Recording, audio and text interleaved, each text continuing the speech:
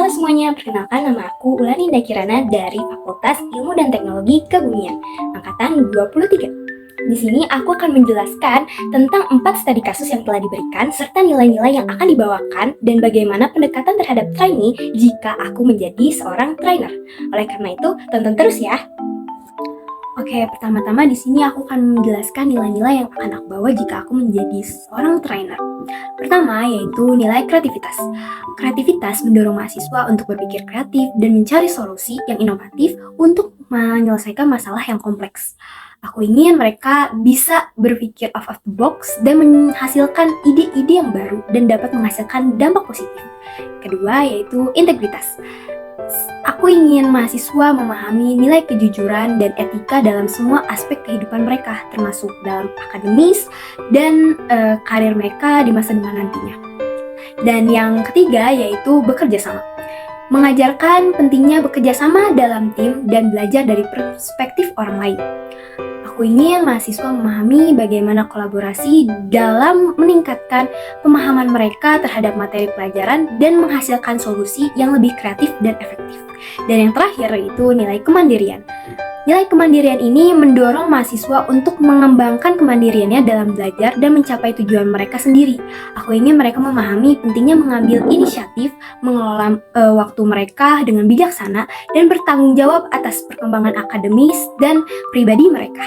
Dan yang kedua, bagaimana cara pendekatan terhadap trainee jika aku menjadi seorang trainer. Aku akan mendorong partisipasi aktif dari mahasiswa dalam proses pembelajaran dengan menggunakan metode-metode seperti diskusi kelompok, studi kasus, dan proyek kolaboratif. Kedua, aku akan mendengarkan dan memberi dukungan kepada mahasiswa dalam menghadapi tantangan akademis ataupun pribadi. Aku juga akan menjadi sumber inspirasi dan motivasi bagi mereka untuk tetap fokus dan semangat dalam mencapai tujuan mereka. Yang ketiga, aku akan menciptakan lingkungan belajar yang terbuka dan mendukung di mana mahasiswa nyaman untuk berekspresi, bertanya, dan belajar dari kesalahan mereka. Terakhir, aku akan menjadi teladan bagi mereka dengan menunjukkan dedikasi, integritas, kreativitas, dan semangat dalam pekerjaan aku sebagai trainee. Aku akan menjadi contoh yang baik bagi mereka untuk diikuti dalam mengejar keunggulan dalam pendidikan dan kehidupan mereka. Oke, sekarang kita masuk pada studi kasus. Pada kasus pertama, diberitahu bahwa Rudy merasa minder karena memiliki latar belakang yang berbeda dengan teman-temannya. Hal ini membuat dia menjadi lambat dan kesulitan beradaptasi di lingkungan pertemanan kampusnya. Sikap aku sebagai seorang trainer mungkin akan memberitahu pada dia bahwa hal yang dia rasakan tidak hanya dia rasakan sendiri. Orang-orang juga pasti merasakan hal yang sama pada saat awal-awal. Mungkin sangat kesulitan untuk beradaptasi di awal, tapi kedepannya pasti akan menjadi lebih ringan. Ditambah lagi, Rudy tidak usah minder karena dia memiliki kelebihan dia sendiri. Dia disukai orang-orang karena dia dapat membantu banyak orang dengan tutorial. Mengapa dia harus minder? Aku akan memberitahu dia bahwa misalnya tidak perlu minder dengan apapun karena orang-orang memiliki kelebihan dan kekurangannya masing-masing dan tidak bisa dibandingin. Kayak seperti, wah dia ternyata seperti itu, aku nggak kayak gitu. Sebenarnya dia memiliki kelebihan seperti itu, pasti ada salah satu kekurangan yang tidak dimiliki dia, padahal ada di diri kita gitu. Dan menurut aku akan berusaha mendukungnya dan memberitahu Rudy bahwasannya setiap orang memiliki kondisi dan kelebihannya masing-masing. Oke, sekarang kita masuk pada studi kasus yang kedua. Pada kasus ini, pada dasarnya baik aku ataupun temanku, menurutku perlu mengerjakan tugas tersebut masing-masing dan menolak tawaran tersebut. Karena kami diberikan tugas itu agar dapat berkembang di bidang tersebut. Jika memang aku tidak pandai membuat video tersebut, maka aku harus belajar cara untuk membuat video dengan baik. Begitupun temanku, jika dia memang tidak mengerti matematika dan tidak bisa menjawab tugas tersebut, maka dia harus belajar agar dia bisa juga berkembang dan dia bisa menjawab soal-soal yang lain, tidak hanya dibantu dan hanya dikerjakan dengan orang lain. Menurutku, alangkah lebih baiknya jika kalau misalkan dia membantuku mengajari cara membuat video yang bagus dan benar dan baik, dan aku akan mengajarkan dia bagaimana materi dari memahami materi matematika tersebut ketimbang aku mengerjakan langsung tugasnya dan dia mengerjakan tugasku langsung. Menurutku seperti itu. Kasus ini tentu saja sebagai temannya Rani, aku akan mengingatkan dia bahwa pentingnya memiliki karakter rendah hati. Tetapi sebelum itu, aku akan membiarkan dia terlebih dahulu tenang dari kekesalannya.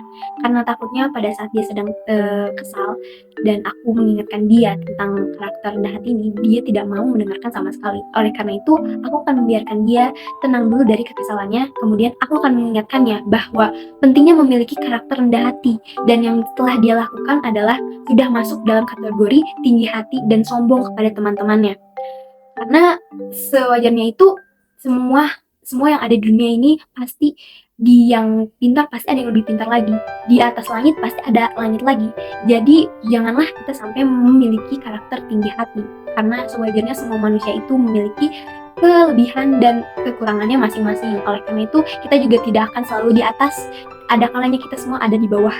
Nah, dari itu jangan sampai kita menjadi membuat kita sombong karena selalu mendapatkan nilai terbaik di kelas. Menurutku seperti itu. Dan yang terakhir, untuk studi kasus yang keempat ini, menurutku Oke, sekarang kita masuk pada studi kasus yang keempat, yaitu yang terakhir.